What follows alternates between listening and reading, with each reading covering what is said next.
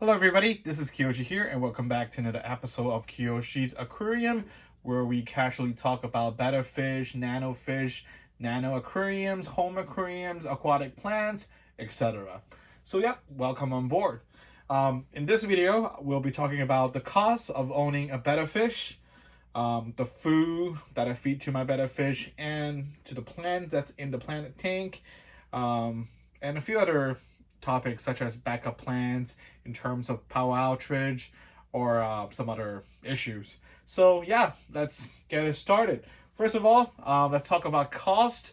A lot of times when beginner fish keepers, that does not just limit to betta fish, but fish in general, they only look at the price of the fish that they're getting and think something very simple.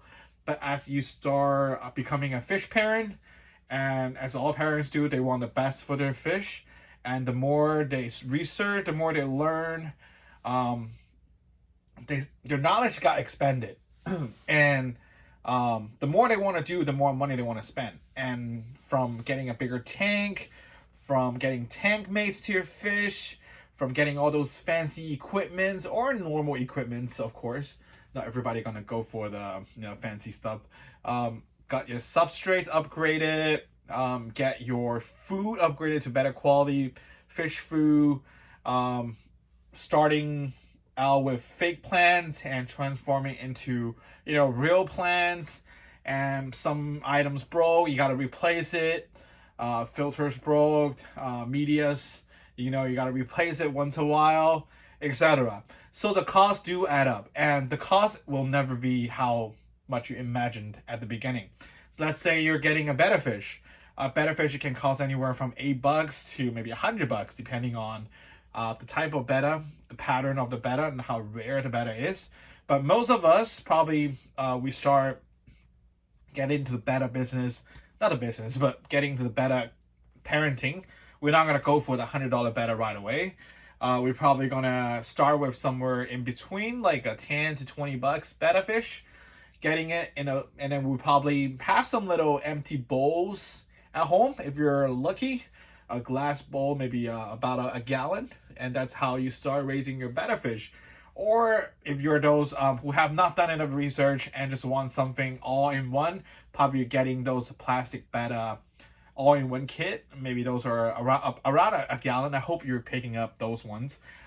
Just don't ever put your betta fish in somewhere less than a gallon. It's just too little of water and too much work for you. And going forward, all those set up. You buy your betta food, water conditioner here and there. Probably, I hope all you gotta need a heater as well. A heater costs anywhere from $10 to maybe $20. For a nano aquarium, and then everything summed up together, that comes to be around $100. That is how much you start with your aquariums. And as you learn more about aquariums, as you want the expansion of your aquariums, you want tank mates to your betta fish, you just want to do more with it.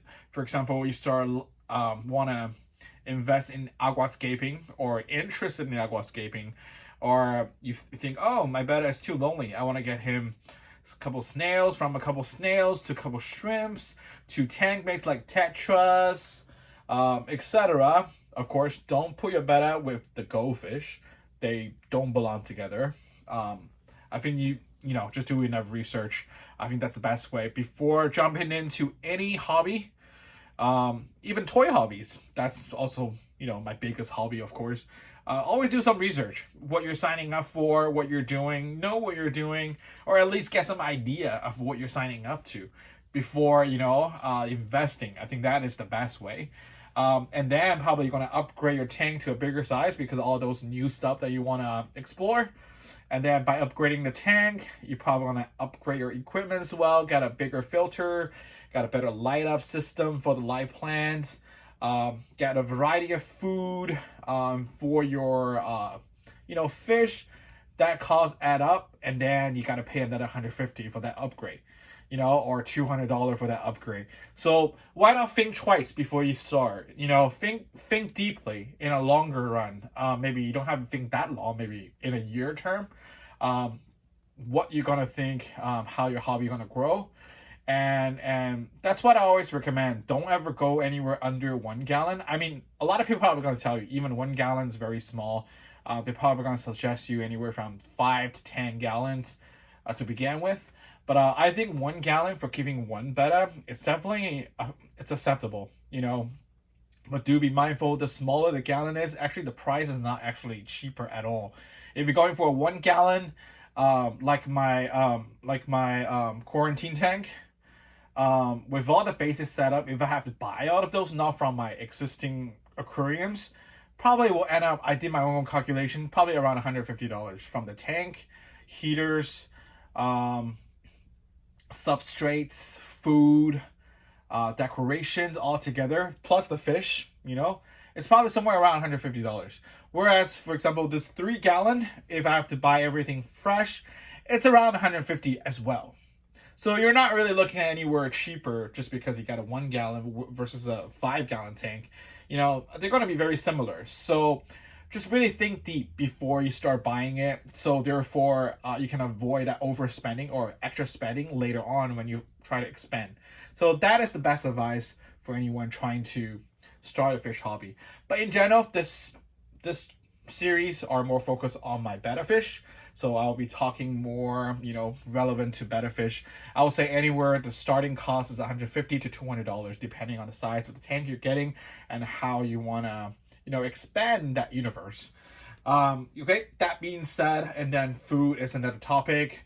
I mean, of course, you should feed your fish a variety of food, just like humans, babies. You don't want them to just stuck with one food. But to begin with, you probably... there are a lot of food that you can choose from. I'm just sharing some of the food that I do feed my fish. For this particular betta fish, she has a swim bladder issue. Now she seems all hypered up. But when I first got him for her, actually, I'm probably going to make another episode out of it. I'm still figuring out if this is she or him. Because I started seeing her transforming into more like aggressive, territorial. So I'm thinking maybe she is a he now. But I swear to God, when she was like a week ago, I spotted like the egg spot on her. So we'll see. We'll just pay more attention. Anyways, back to the topic. For example, my particular betta, I do want to feed her a better quality food because of her existing condition. And also, she's so skinny when I first got her. She's still skinny though, compared to the growth of normal betta. I have her for more than 2 weeks now.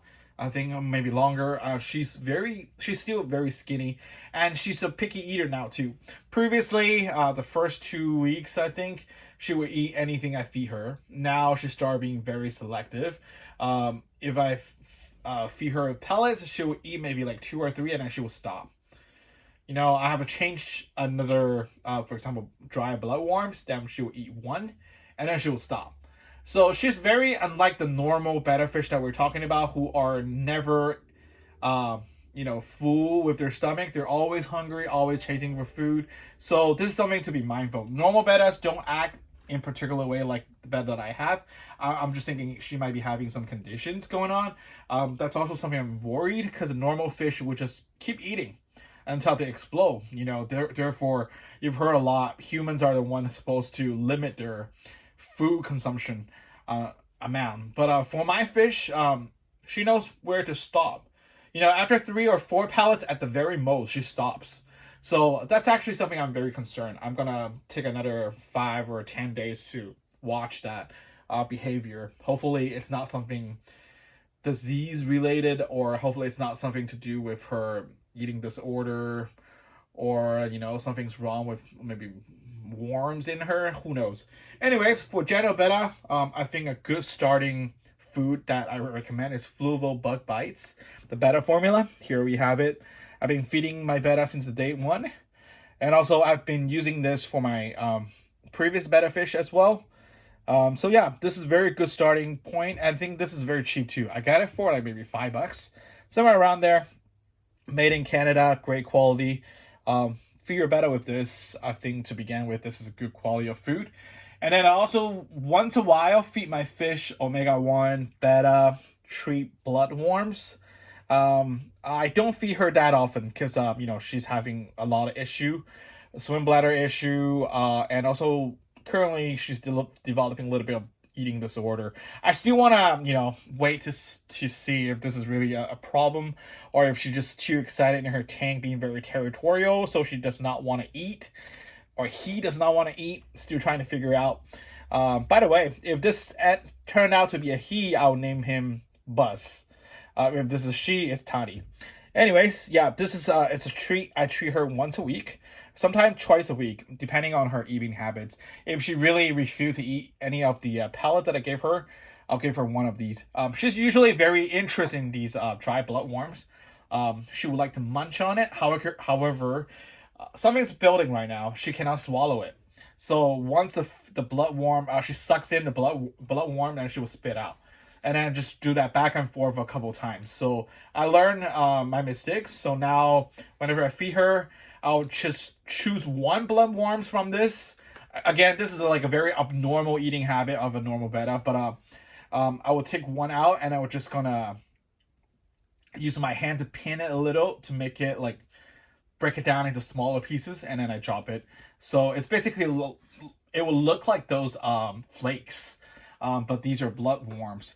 Also, once a while, like once a week, I also switch fluval bug bites to the Aquarium Pro Betta formula. I mean, it's unnecessary, but I just want her to have like different food. Once again, she is having conditions. I do want to see what I can do to improve on her eating. I actually do want her to eat more. I really want her to bulk up. I think that's one very important thing to stay healthy. As you get aged, as a fish gets aged, they're supposed to bulk up. This should not be still like have a flat stomach like a juvenile fish. I think she's still young, not like old fish, but still I haven't seen her really getting fat or anything. That's not always a good sign. So yeah, those are the food that I feed my fish. Very simple. All of these food each, it's around like $5 to $6 each. So they're not crazy expensive, and they're huge amounts. I think these can fit my betta fish maybe a couple months, maybe 6 months, or even longer for a year for the speed that she's eating. And then for my plants, because I have Java ferns and Java moss only in this tank, I don't have any fancy plants. So usually these plants will thrive well just with whatever that's in the tank or with the light. But just in case, I also once a week I add 2 drops of Seacam the Flourish. This is the one that I use. I do it once a week, and then just 2 drops. That's enough, and so far they're doing good. Yeah, and for the water conditioner, I mean, there's a lot out there. It's up to you. In my opinion, they're all similar, to be honest with you. I don't really think anything is better than the other one. They're all similar. They all does the purpose. I personally use Aquarium water conditioner. Not that this is the best one that I'm using, but I just grabbed this one because it's pretty widely available everywhere, online or in the stores near me. But, C-cams are popular too. Feel free to use that. There's other brands, Tetra brand, etc. I think they're all fine. You can even use the Betta ones, but get the larger ones for a cheaper value. You can use it for longer. And also, I also use the Frisk Dark Water Almond Leaf Extra for every water change that I do. I do 25% water change every time, or 20%. I try to do less.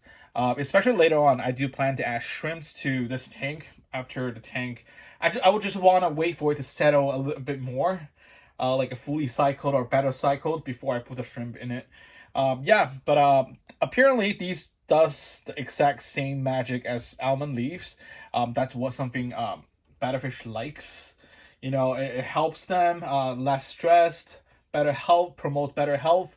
But at the same time, with these extracts, the water's not going to be as tanned as those leaves. So you have to drop like the whole bottle in order for it to turn like yellow. Not yellow, but tanning. But yeah, usually for the size, I think they recommend 6 drops per cup.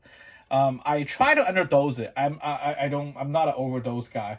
For this particular tank, it's a 3 gallons, so they recommend it 15 ml or 3 teaspoons of these. But usually whenever I do water change, I just add about 6 drops. Yep. So yeah, these are all the stuff that I have. And also in my other tank, I have like a giant cherry shrimp army of more than 100 shrimps. And previously I put this Betta in that too. This is what I feed my shrimps. Hikari shrimp cuisine. Sometimes what I learned from having a Betta together with the shrimp is, as I put in the pellets, the shrimp pellets, my Betta will eat it before they get the chance to even get down to the ground. So what I've been doing is tricking my Betta. I'll trick my Betta to the front, by luring him with some kind of food. And then while he's consuming the food, I will, use another hand, just drop a bunch of pellets from the back. So at least the shrimp can have something. That's a trick I think you guys can use as well if your Betta is just, so fast at eating. Yep. So here and there, all that together, this is what I think. This is what I use for the food for my Betta, for the plants. Once again, it's all up to you. I'm not like a professional fish keeper. I'm learning as I'm doing this. Nobody's gonna judge you. As long as you're trying your best. Don't listen to what people say. Not enough. This is that. Do your research. Enough research. Learn from both sides. People who say yes and no. Don't let people judge you. As long as you are trying your best to raise your fish, and you're doing the thing that's correctly,